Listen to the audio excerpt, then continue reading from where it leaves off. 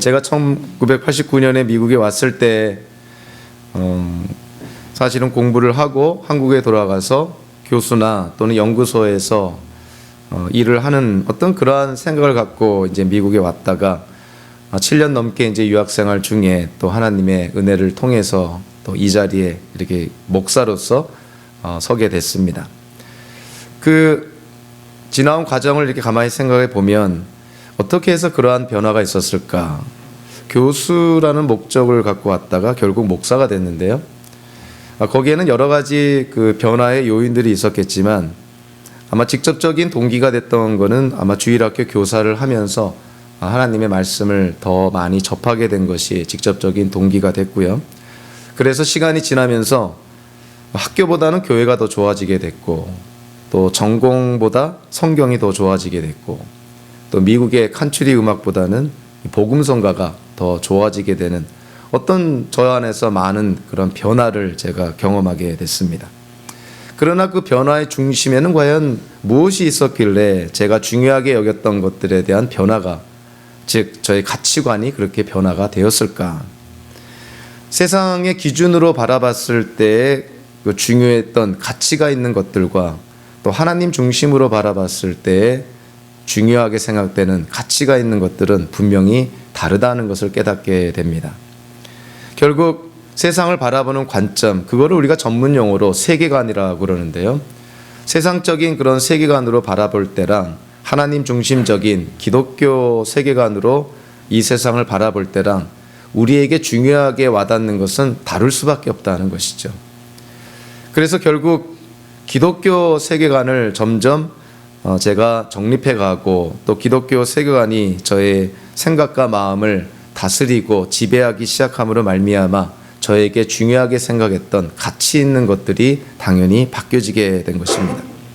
결국 기독교 세계관의 중심에 계신 분이 누구냐면 바로 예수 그리스도이신 것이죠.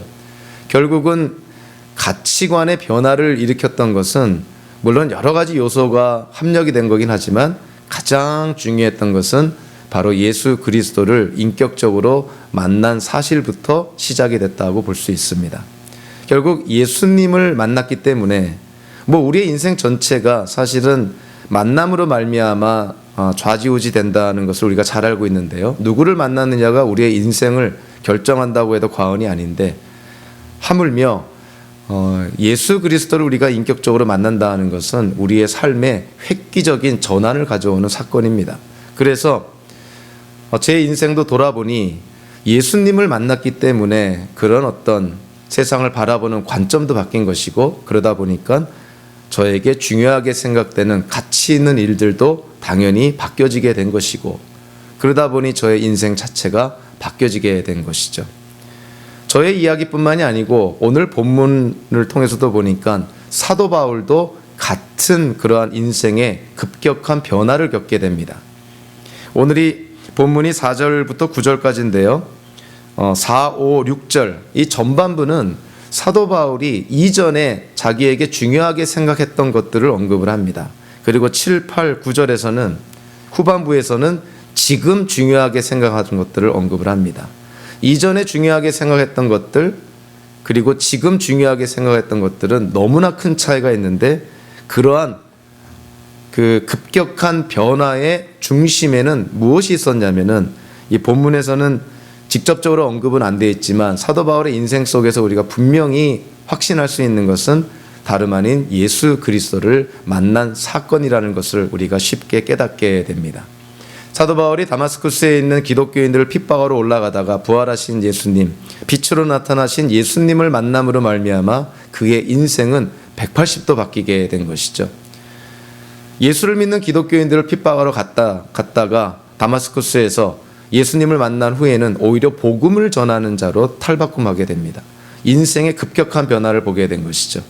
결국 오늘 본문에서도 사도 바울이 이전에 가치 있게 생각했던 것을 이제는 더 이상 자기에게 유익한 것이라고 생각하지 않고 오히려 쓰레기나 오물처럼 생각한다고 얘기를 하면서 자기에게 정말 중요한 것은 예수 그리스도를 아는 지식이다 이렇게까지 얘기를 합니다.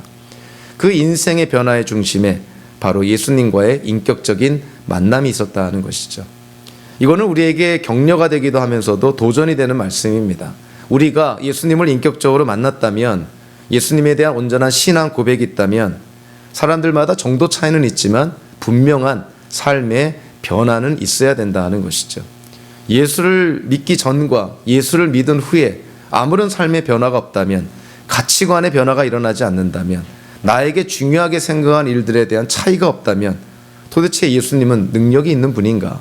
복음에는 과연 능력이 있는가? 우리가 한번 우리 자신을 돌아볼 필요가 있는 것이죠. 제 인생도 바뀌었고 사도 바울의 인생도 바뀝니다. 여러분의 인생도 예수 그리스도로 말미암아 바뀌게 되는 것이 당연하다는 것이죠.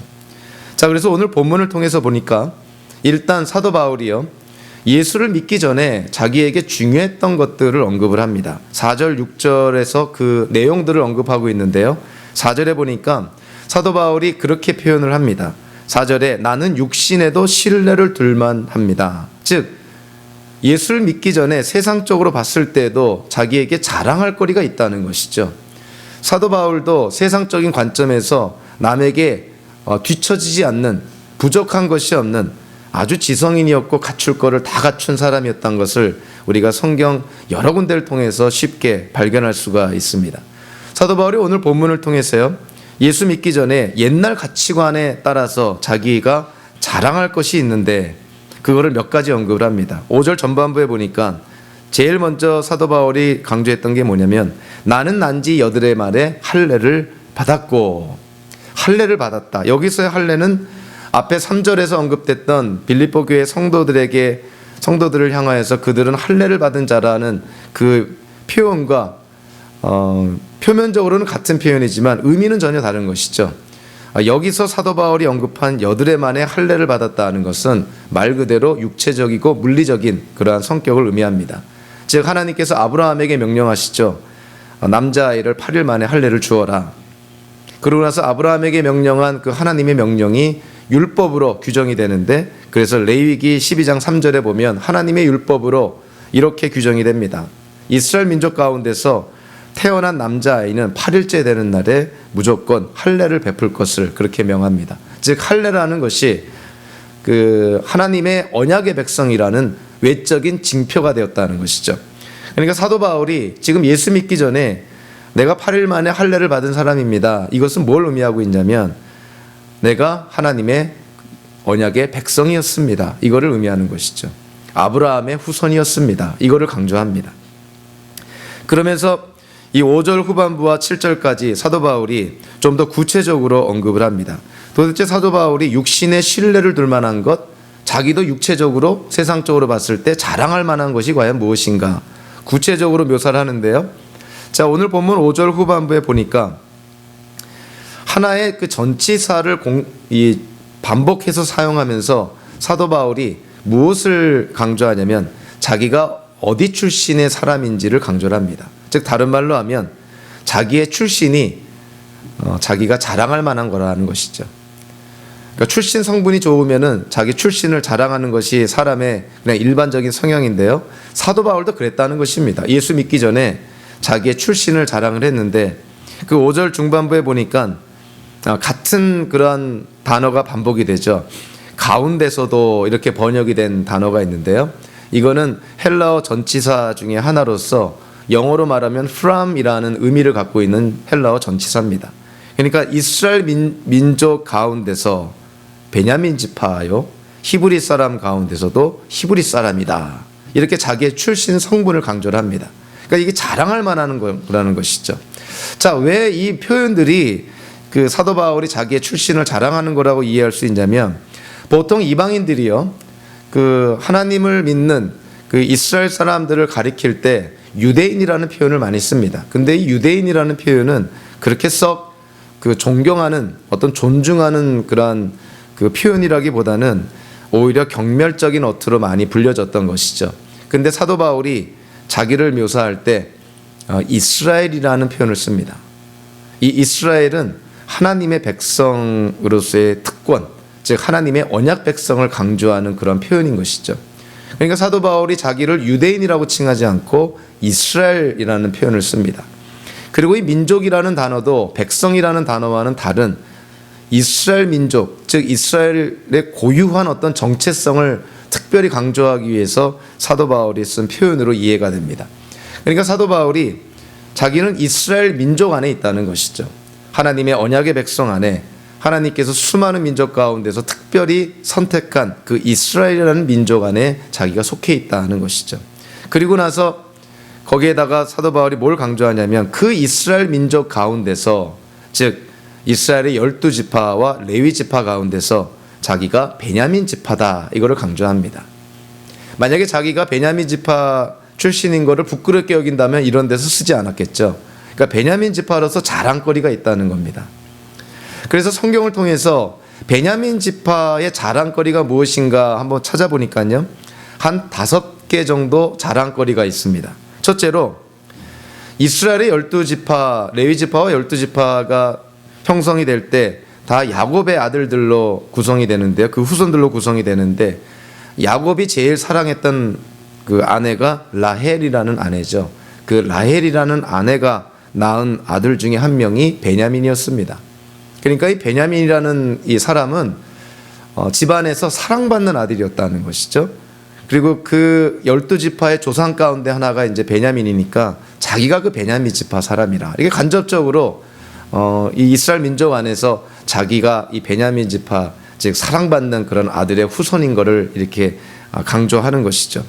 그리고 야곱의 아들들 중에서도 유일하게 가나안 땅, 약속의 땅에서 태어난 아들이 베냐민입니다. 다른 아들들은 다 이방 땅에서 또는 그 여행 중에 이렇게 아들을 낳고 그랬는데, 오로지 베냐민만 하나님의 약속의 땅인 가나안 땅에서 낳게 되죠. 뭐 그것도 하나의 자랑거리죠.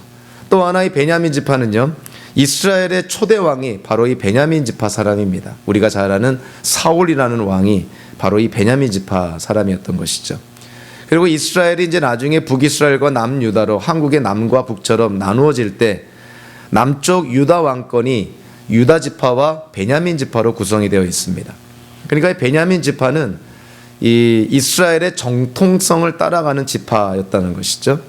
그리고 마지막으로 베냐민 지파의 자랑거리는 전쟁할 때 아주 용맹스럽게 싸운 그런 지파가 또 베냐민 지파로 알려져 있습니다. 그러니까 사도 바울이 내가 베냐민 지파 사람입니다 했을 때, 이런 어떤 이스라엘의 역사 속에 이 서신서를 읽고 있는 사람들이 쉽게 깨달을 수 있는 그러한 사실들을 이미 암시해 놓고 있는 것이죠. 그러니까 자랑거리인 것이죠. 나는 베냐민 지파 출신입니다. 또 하나 사도 바울이 자기의 출신을 자랑하는 것이 뭐냐면 히브리 사람 가운데서도 히브리 사람입니다. 뭐 너무나 당연한 얘기를 왜 굳이 이렇게 하는 것일까? 이스라엘 사람들 다 히브리 사람들이죠. 히브리어를 모국어로 쓰고 있고, 그런데 왜 히브리 사람 가운데 히브리 사람이라는 걸 강조할까요? 이 당시의 상황을 우리가 이해를 한다면, 이 당시에 많은 유대인들이 전 세계에 흩어져서 살고 있었습니다. 그거를 우리 디아스포라 유대인들 이렇게 표현을 하죠. 헬라 문화권의 여러 나라의 유대인들이 퍼져서 살고 있었기 때문에 많은 유대인들이요, 헬라 문화권에 사실은 영향을 받았고, 그래서 히브리어나 아람어보다는 오히려 헬라어를 집안에서 쓰고 헬라어로 이렇게 생활하는 사람들이 많았던 것이죠. 그래서 그들을 헬라파 유대인 이렇게 표현합니다. 근데 사도 바울은 자기가 히브리 사람들 가운데서도 히브리 사람이라는 것은 자기가 헬라파 유대인이 아니라는 것이죠. 그러니까 헬라의 문화 속에 자기가 영향을 받지 않았다 이렇게 표현합니다. 그러니까 히브리 부모님 밑에서 히브리어, 좀 정확하게는 아람어를 쓰고 있는 그런 아주 전통적인 그러한 히브리 그 가정, 히브리 사람들 가정 안에서 자기가 자라났다는 것을 강조하는 것이죠. 그러니까 히브리 사람 유대인들에게는 헬라파 유대인보다는 쉽게 말하면 히브리파 유대인, 그것이 더 이렇게 자랑거리가 될 수 있는 것을 우리가 쉽게 깨닫게 됩니다. 그러니까 사도 바울은 자기의 출신 성분을 자랑합니다. 이스라엘 민족 가운데서 베냐민 지파여, 히브리 사람들 가운데서도 히브리 사람이다. 아주 전통적이고 그런 아주 그 이스라엘의 자랑거리가 되는 그러한 출신 성분을 갖고 있다는 걸 강조를 합니다. 그리고 나서 5절 후반부부터 6절까지요. 사도 바울이 또 뭐를 강조하면서 자기 자랑에 대해서 언급을 하냐면, 자기가 무슨 일을 이루고 성취했는지에 대해서 언급을 합니다. 사람들이 보통 자랑을 하면 자기 출신 성분을 자랑하고 그리고 자기가 무엇을 이루고 성취했는지를 자랑을 하겠죠. 사도 바울도 마찬가지 지금 순서를 택하고 있습니다. 5절 후반부와 6절까지 눈으로 보시면 거기에 공통적으로 쓰여진 그 하나의 표현이 있는데요. 이 번역 성경으로는 이렇게 쉽게 눈에 띄진 않지만 헬라어 성경을 보면 아주 확연하게 눈에 띄는 특별한 전치사를 하나 사용을 합니다. 5절 후반부에 보니까 율법으로는 이렇게 표현하고 있고 또 6절부터 보니까 열성으로는 또 6절 후반부에 율법의 의로는 뭐뭐로는 이런 표현을 쓰고 있죠. 이거는 영어로는 according to라는 그러한 표현인데요.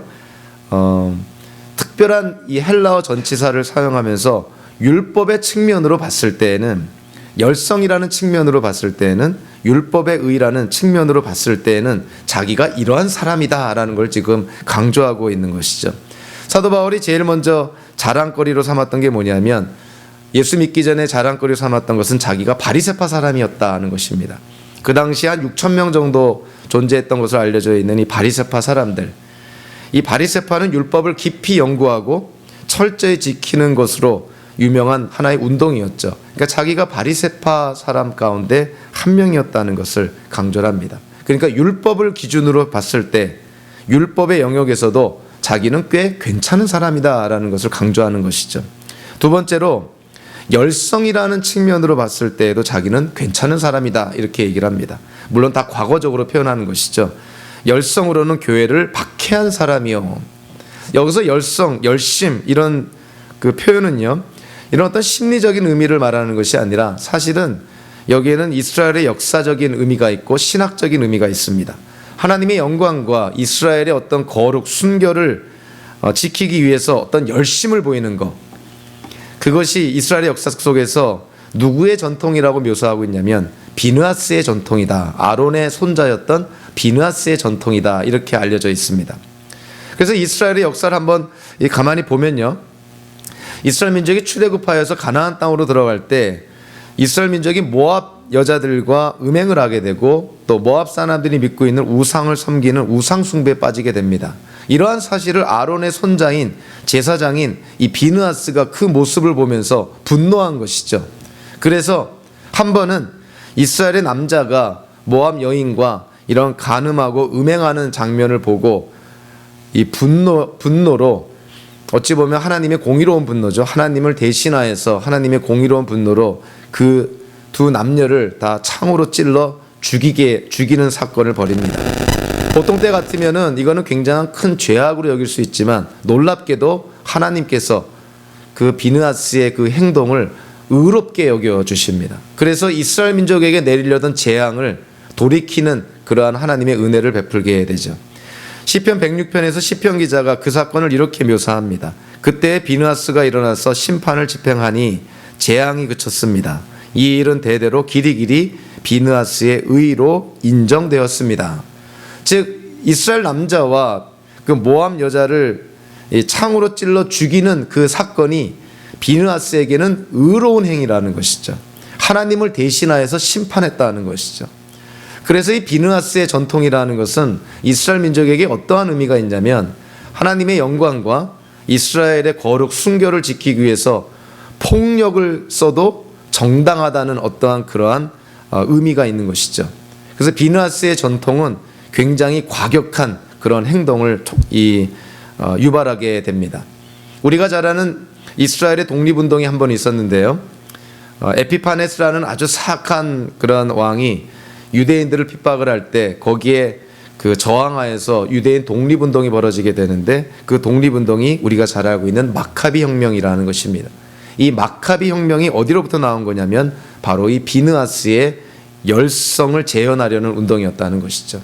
그러니까 그 이스라엘의 거룩과 순결, 즉 하나님의 그 성전을 거룩하게 하려는, 회복하려는 그 운동, 그것이 바로 마카비 혁명이었고 그 마카비 혁명의 정신적인 지주가 됐던 게 뭐냐면 바로 이스라엘의 역사 속에 비느하스의 전통이었다는 것이죠.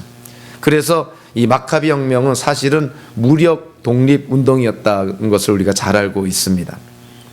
예수님 때 예수님의 12제자 가운데 한 명이 이 열성 당원 있었습니다. 이 열성당원이 뭐냐면은 로마로부터 그 이스라엘을 독립하기 위해서 사실은 무력으로 항쟁하는 단체가 열성당이었던 것이죠. 그래서 이 열성당도 어느 전통으로부터 생겨난 거냐면 바로 이 비느하스의 전통으로부터 생겨난 것입니다. 그런데 사도 바울이 오늘 본문에서 열성으로는 교회를 박해한 사람이요. 사도 바울이 여기서 열성이라는 표현을 했을 때, 자, 무엇을 암시하고 있냐면 바로 비느하스의 열성을 암시하고 있는 것이죠. 마카비 혁명을 암시하고 있는 것이죠. 지금 예수님 때 예수님의 제자들 가운데 한 명인 열성당원이 있었던 것처럼 이런 어떤 폭력을 마다하지 않고 하나님의 영광과 또 이스라엘의 거룩 순교를 지키기 위해서 그런 어떤 비느하스의 전통에 따른 그런 열성, 그거를 지금 사도 바울이 언급하는 것입니다. 그래서 뒤에 나오는 말이 당연히 이해가 되죠. 그 비느하스의 열성, 폭력을 마다하지 않는 비느하스의 열성으로 사도 바울이 어떻게 했다고요? 교회를 박해한 사람이었다. 자기는 교회를 박해했던 사람입니다. 그러니까 하나님의 영광을 위해서 기독교인들을 핍박했다는 것이죠. 그래서 사도 바울이 기독교인들을 핍박하려고 공문서를 들고 일종의 체포영장을 들고 예루살렘에서 시리아의 그 다마스쿠스로 이렇게 올라가다가 역사적으로 부활하신 예수님을 만나게 되는 것이죠. 그래서 사도 바울은 그러한 열성이 있었다는 거예요. 하나님의 영광을 위한 열성, 이스라엘의 거룩함을 유지하려는 열성, 그래서 기독교인들도 핍박했다는 것이죠. 그러니까 그 열성으로만 본다면 자기도 자랑할 수 있다는 거예요. 세 번째로 사도 바울이 율법의 의로는 흠잡을 데가 없는 사람이었다. 율법의 의라는 측면으로 봤을 때 자기는 율법에 대해서 바리새적인 그런 헌신이 있었고 유대교에 대한 전통적인 열성이 있었으니 유대교적인 관점에서 봤을 때 사도 바울은 예수를 믿기 전에 자기는 율법의 의라는 측면으로 봤을 때에도 자기는 흠잡을 데가 없는 사람이었다. 즉 예수 믿기 전에 자기는 그래도 자랑할 거리가 이렇게 많은 사람이었다는 것입니다. 출신 성분으로나 인생 속에 자기가 이루고 성취한 것들, 자기의 삶을 통해서 이만큼 자랑할 것이 많은, 세속적인 그런 가치관으로 보면 참 자랑거리가 많은 사람 중에 한 명이었다고 이렇게 자기 자신을 드러내놓고 얘기하고 있는 것이죠. 자, 이 사도 바울이 이렇게 자랑하는 것을 보면서 현대를 사는 우리 기독교인들, 우리가 우리 자신을 좀 돌아볼 필요가 있습니다. 또 직간접적으로 우리가 많이 경험하게 되는 것이 이 기독교인들도 예수를 믿기 전에 사도 바울이 행했던 이러한 모습을 담는 그러한 기독교인들이 없지 않아 있다는 것이죠. 우리가 예수님을 통해서 구원과 영생을 받고 하나님의 은혜로 지금 하나님의 자녀로 이 땅을 살아가고 있는데 자랑을 하는데 이런저런 모양으로 자기 자랑을 하는 사람들이 그렇게 많이 있습니다. 어떤 때는 자기의 집안도 자랑하게 되고 자기의 부모도 자랑하게 되고 배우자도 자랑하게 되고 자녀까지 자랑하게 되죠.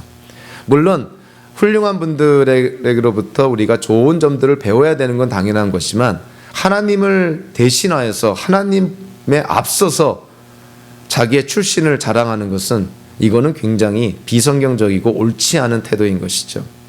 더 나아가서요, 기독교인들 가운데서는 자기가 성경을 몇 번 통독했느니 또 40일 금식 기도를 몇 번 했느니 어떤 분은 자기 명함에다가 40일 금식 기도 몇 번 했다고 이렇게 기록에 남기고요. 어떤 찬양 사역자는 명함에다가 자기가 찬양 집회를 몇 번 했다고 그걸 명함에다가 이렇게 써놓고 있더라고요. 그러니까 자랑하는 것이죠. 자기가 이루고 성취한 것들에 대해서 신학 지식이 얼마나 많고 또 교회를 내가 얼마나 많이 섬기는 걸 이런저런 모양으로 자기를 자랑하려는 사람들, 또 그런 사람들이 의외로 많이 있습니다. 몇 년 전에 한국을 제가 방문했을 때 지방에 있는 어느 도시를 방문하게 됐는데요. 그 담임 목사님을 만나서 이렇게 교제를 하는데 저를 데리고 이렇게 교회를 구경시켜 주시더라고요. 그 지방에 있는 도시 에서는 굉장히 큰 그런 교회를 지었더라고요. 그 큰 교회에 그 지역의 기독교인들을 생각한다면 이렇게 큰 교회가 필요할까 할 정도로 아주 큰 교회를 지었는데 그 목사님은 그것이 너무나 자랑스러웠던 것이죠. 그래서 방문한 저를 데리고 그 교회를 이렇게 보여주고 자랑을 합니다. 나중에 이렇게 커피를 하면서 얘기를 나눠보니까 더 많은 사실을 이제 알게 되는데 사실 그 목사님이 그 교회 내규로 보면은 그 교회 법이죠. 그 내규에 의하면 벌써 은퇴했어야 될 연세인데 아직도 은퇴를 하지 않고 계속 거기서 담임 목회를 하고 계시더라고요. 더 놀라운 사실은 그 교회를 얼마나 사랑하시는지 아예 그 교회 건물 안에다가 방을 하나 마련해 놓고 거기서 살고 계시더라고요. 그렇다고 해서 그분이 뭐 물질이 부족해서 생활비가 없어서 지금 교회 안에다가 방을 지금 마련해서 거기서 살림을 차리는 것이 아니라 그냥 그 교회 건물이 너무나 자랑스러운 것이죠. 당신이 이렇게 사역하면서 그 교회 큰 건물을 지었고, 그리고 교회를 어찌 보면은 이런 주인의식 정도가 아니라 거의 소유의식을 갖고 그 교회 건물이 마치 자기의 하나의 업적인 것처럼 그렇게 저에게는 보이더라고요. 제가 그 모습을 보면서 이거는 아니다라는 생각을 했습니다. 물론 그분이 수고해서 많은 기도와 또 수고로 그 교회 건물을 지었겠지만 결과론적으로 저에게 보여주는 것은 그분에게 있어서 우상과 같은 것이, 그분에게 있어서 신앙과 그의 어떤 믿음이 성장하고 자라나는 데 있어서 걸림돌이 되는 것이 뜻밖에도 교회 건물 예배당이었다는 것이죠. 저와 여러분들도 살면서요, 자기 자랑의 유혹을 받을 때가 있습니다.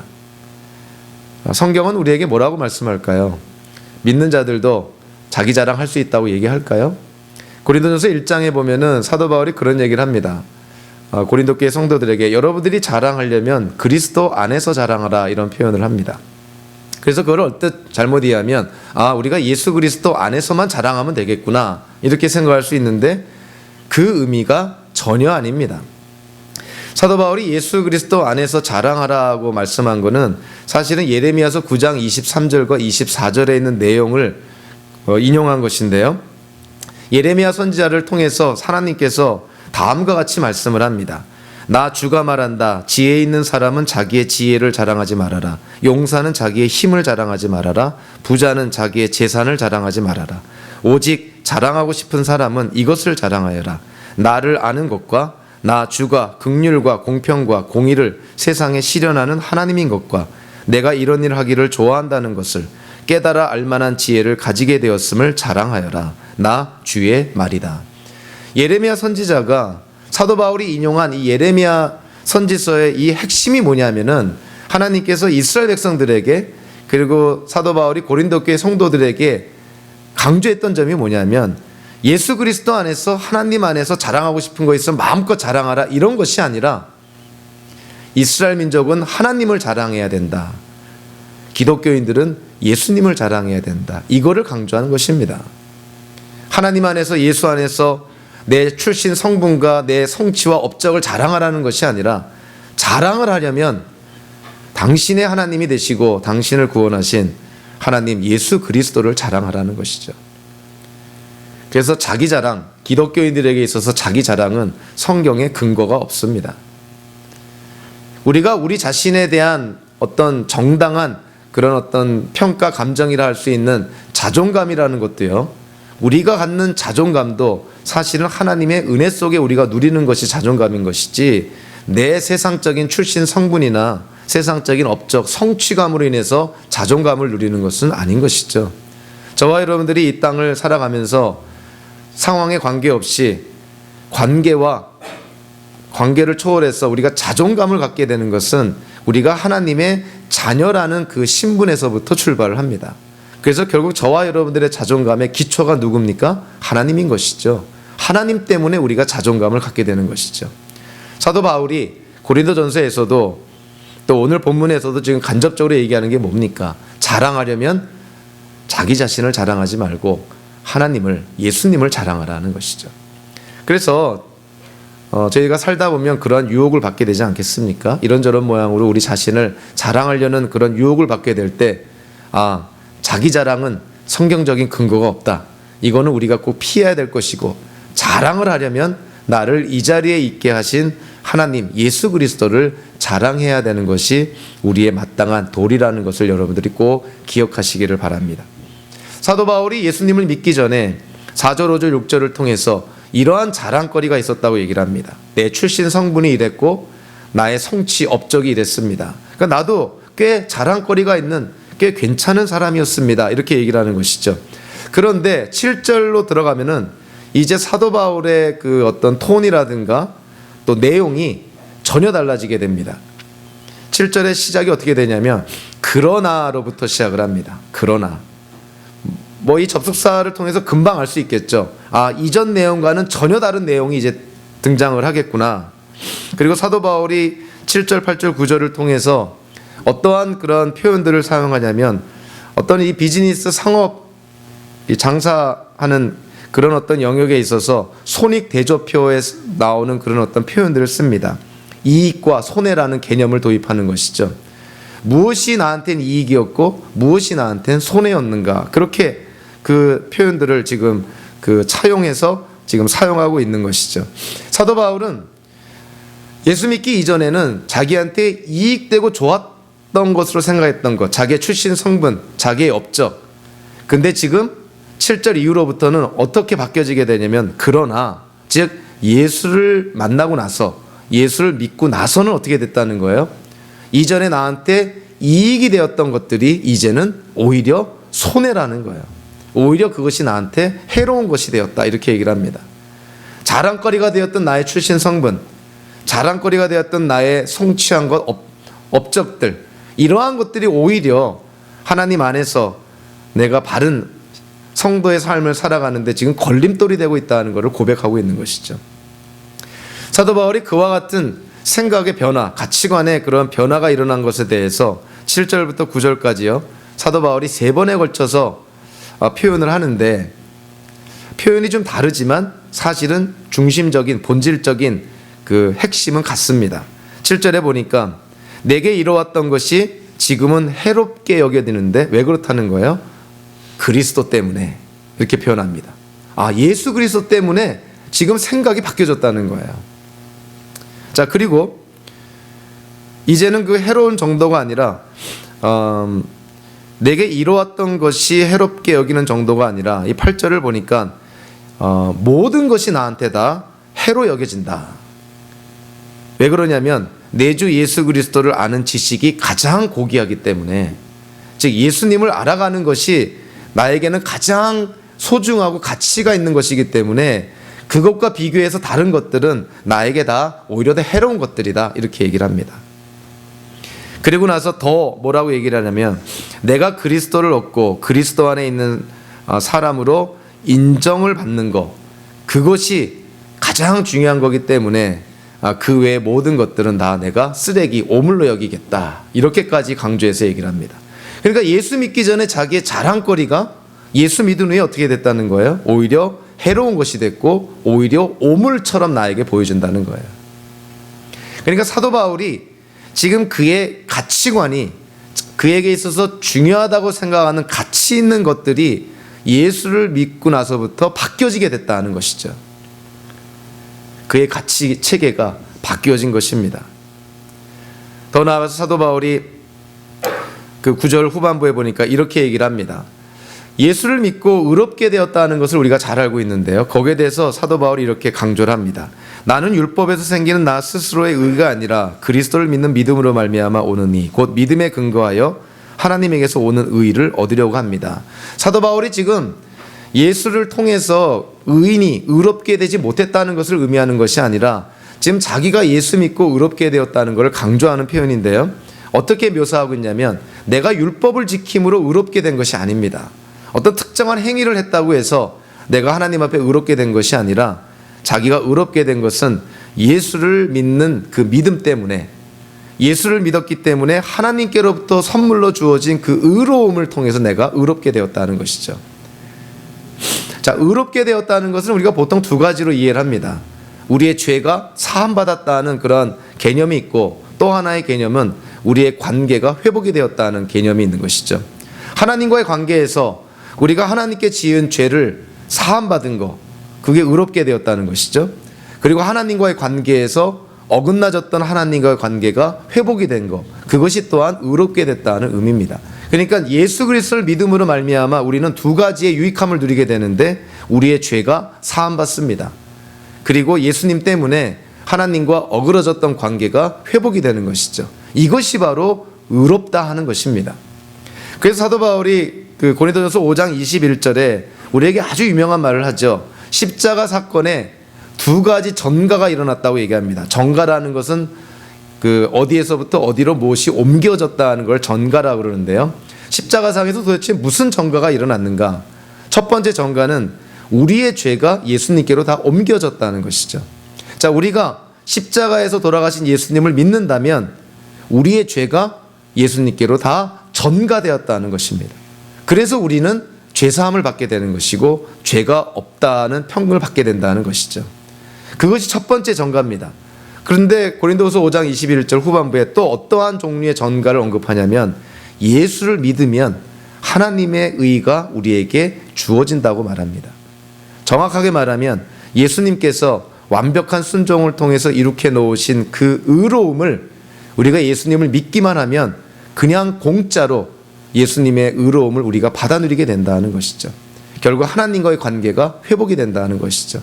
그래서 예수를 믿음으로 말미암아 우리는 죄사함을 받고 하나님과의 관계가 회복이 되는, 그래서 의인이라 칭함을 받는 그러한 존재로 탈바꿈하게 된다는 것이죠. 결국 사도 바울이 강조하는 것이 뭐냐면은 지금 예수 그리스도를 믿는, 그래서 하나님의 의가 우리에게 그냥 은혜로 주어졌다는 것을 강조를 합니다. 자, 세 번째로 우리가 마지막으로 한번 살펴봐야 될 것이 7절 8절을 보면요, 동일하게 사용된 동사가 하나 있는데 7절에 보니까 여기게 되었습니다. 8절에 보니까 여깁니다. 이런 동사가 있죠. 이게 같은 동사입니다. 근데 같은 동사인데 7절에 이 동사가 사용됐던 시제와 8절에 이 동사가 사용된 시제가 다릅니다. 7절에서는 현재 완료형 시제를 사용해서 과거의 사실을 좀 강조했다고 본다면 8절은 현재형 단어를 사용해서 현재의 상황에 일어나는 일들을 강조하는 것이죠. 그러니까 7절과 8절에 어떤 시간적인 흐름이 있다는 것을 우리가 깨닫게 되는 것이죠. 그래서 그러한 어떤 시간의 흐름을 우리가 염두에 두고 7절의 내용과 8절의 내용을 보면 무엇을 발견하게 되냐면 사도 바울 안에 어떠한 발전과 진보가 있었다는 것을 깨닫게 됩니다. 7절과 8절의 시간적인 흐름을 염두에 두고 한번 바라보면요, 자, 7절에 보니까 표현이 뭐라고 되어 있냐면 무엇이든지 이렇게 표현합니다. 무엇인지 그리스도 때문에 해로운 것을 여겼다는 것이죠. 근데 8절에 보니까 이제는 내가 모든 것, 그러니까 무엇이든지라는 표현에서 모든 것이라는 표현으로 발전이 되죠. 7절에 보니까 해로운 것이라고 묘사했는데 8절에는 오물로 표현합니다. 그냥 해로운 정도가 아니라 그냥 오물, 쓰레기 같다 이렇게 표현한 것이죠. 7절에 보니까 그리스도 때문에 이렇게 표현하고 있는데 8절에는 그거를 좀 더 이렇게 묘사합니다. 내 주 예수 그리스도를 아는 지식, 이렇게 묘사하죠.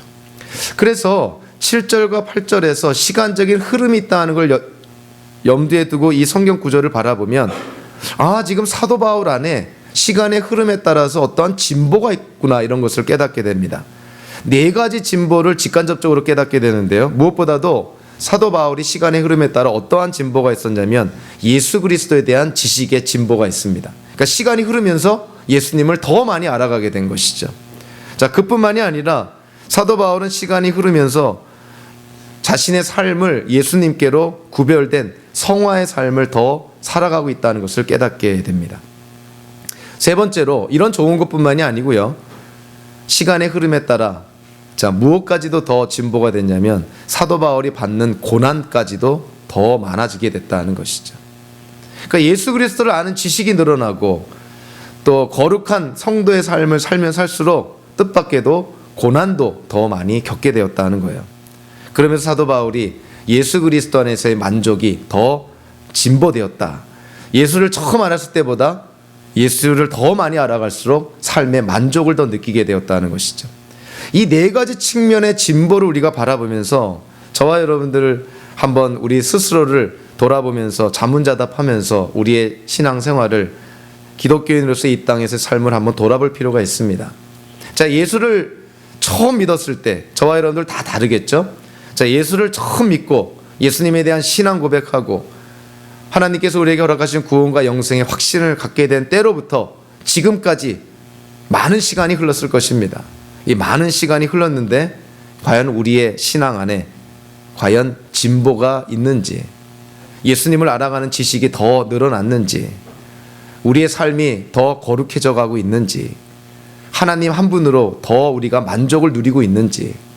좀 부정적이긴 하지만 예수를 믿기 때문에 이런저런 모양으로 우리가 감내해야 되고 극복해야 되고 견뎌야 될 어려움과 힘든 일들이 있는지 한번 돌아보라는 것이죠.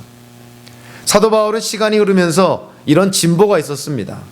저와 여러분들에게도 그러한 진보가 있어야 되는 것이죠. 저는 개인적으로 하나 확신을 갖고 있는 것이 뭐냐면은 아마 모든 사람들이 다 공감한다고 저는 생각을 합니다. 예수님에 대한 지식이 없이는 신앙은 절대로 성장하지 않습니다. 물론 예수님에 대한 지식이 많다고 해서 그가 꼭 성숙한 훌륭한 기독교인이라고 단정 지을 수는 없지만 분명하게 얘기할 수 있는 것은 예수님에 대한 지식이 없으면 신앙은 자라나질 않습니다. 예수님에 대한 지식이 많아지면 많아질수록 예수님이 누구신가? 예수님과 나의 관계 속에서 도대체 예수님이 누구신가? 예수님을 인격적으로 더 많이 알아가면 알아갈수록 사실은 믿음과 신앙도 자라나게 되는 것이죠. 사도 바울은 오늘 본문을 통해서 자기의 그런 어떤 가치관이 완전히 바뀌었다는 것을 얘기를 합니다. 그 전환점이 됐던 것이 뭐냐면 바로 예수 그리스도와의 만남이었다는 것이죠. 성경을 통해서 정말 가장 급격하게 짧은 시간에 가장 큰 삶의 변화를 경험한 사람을 하나 예를 들어보라 한다면 저는 세리장 삭개오를 들 수가 있습니다. 예수님께서 이제 십자가 사건을 바라보면서 예루살렘으로 향하여 갈 때 예루살렘 입구라 할 수 있는 여리고성을 지나가게 되죠. 그 여리고성에서 세리장 삭개오가 예수님을 만나게 됩니다. 그때 세리장 삭개오는 어떤 인생이었습니까? 돈이 인생의 전부였던 것이죠. 남을 착취해서라도 자기가 자랑할 것은 돈밖에 없으니 세리장으로서 정말 상상을 초월하는 그런 재산을 갖고 있었죠. 그런 삭개오가 예수님을 만납니다. 예수님을 만나고 예수님께서 삭개오를 받아주시죠. 삭개오가 예수님을 만나고 나서 그의 인생이 바뀝니다. 어떻게 바뀌냐면 그의 인생에 어찌 보면 대들보와 같고 그의 인생의 유일한 목적이라 할 수 있는 재물을, 돈을 포기하게 되는 것이죠. 자기가 가진 재산 반을 가난한 사람을 위해서 다 나눠주겠다. 그리고 자기가 누구에게 거짓으로 토색한 일이 있다면, 빼앗은 것이 있다면 4배로 내가 배상해 주겠다. 결국 삭개오는 자기 재산을 다 포기합니다. 왜 그랬을까? 이 사람 정신병자 아닌가? 아무리 상황에 우리가 쉽게 동화된다고 하더라도 어떻게 이렇게 한순간에 인생을 이렇게 뒤바뀔 수가 있을까? 이 삭개오는 예수 그리스도를 만남으로 말미암아 깨닫게 된 것이 있습니다. 세상을 바라보는 시각이 자기가 여태까지 갖고 왔던 관점과는 다른 관점이 있구나. 즉 세상을 바라보는 관점이 삭개오가 예수님을 만남으로 말미암아 하나님 중심적인 관점으로 바뀌게 된 것이죠. 현대적으로 표현하면 기독교 세계관을 갖게 된 것이죠. 그러니까 삭개오가 예수님 때문에 세상을 바라보는 관점이 바뀌니까 어떻게 됩니까? 자기에게 중요하게 생각한 것이 바뀌어지게 되는 거예요. 그전에는 돈이 인생의 전부였는데 예수님을 만나고 나서 돈이 나에게 가장 중요한 것이 아니구나, 이거를 깨닫게 됩니다. 돈이 필요 없다는 것이 아니라 내 인생을 걸 만큼 그만큼 중요한 것은 아니다는 것이죠. 그래서 삭개오가 자기의 재산을 다 포기하는 행동으로 나오게 됩니다. 여기서 아주 중요한 그런 원리를 발견하게 되죠. 세상을 바라보는 관점, 세계관이 바뀌어지게 되면 우리에게 중요한 가치 있는 것들이 바뀌어지게 됩니다. 중요한 가치 있는 것들이 바뀌어지면 어떻게 됩니까? 우리의 행동이 바뀌어지게 되는 것이죠. 사도 바울도 가치관의 변화가 있었죠. 오늘 본문에서 언급은 안 됐지만 예수님을 만남으로 말미암아 사도 바울의 가치관이 바뀝니다. 가치관이 바뀌니까 그의 인생이 바뀌어지는 것이죠. 사도 바울이 한 종교에서 다른 종교로 바꾼 것이 아니고요, 한 원리에서 다른 원리로 바꾼 것이 아닙니다. 사도 바울이 한 교리에서 다른 교리로 바꾼 것이 아니죠. 사도 바울의 그런 가치관의 변화를 일으켰던 것은 다름 아닌 예수 그리스도와의 만남이었다는 것이죠. 예수님을 만나니까 사도 바울도 바뀌는 것이고 삭개오도 바뀌는 것이고 저도 바뀌었던 것이고 여러분들도 이런저런 모양으로 다 바뀌게 된 것이죠. 골로새서 1장 13절에 보니까 사도 바울이 골로새 교회 성도들에게 이렇게 얘기를 합니다. 여러분들이 예수 믿기 전에는 암흑의 권세 아래 놓여 있었습니다. 즉 사탄이 지배하는 이 세상 나라에 속해 있었다는 것이죠. 그런데 예수 믿고 어떻게 됐다고요? 하나님의 아들의 나라로 옮겨졌습니다. 어둠의 나라에 있다가 빛의 나라로 옮겨졌습니다. 사탄의 나라에서 하나님의 나라로 옮겨졌습니다. 그러니까 어떻게 살아야 된다는 것이죠? 빛의 나라, 하나님의 나라의 백성으로 살아야 되는 것이죠. 결국 세상의 가치관이 아니라 하나님 나라의 가치관대로 살아야 된다는 것이죠. 빌립보라는 도시는 주변 환경이 그리스 반도, 마케도니아 지방에 있는 하나의 도시입니다.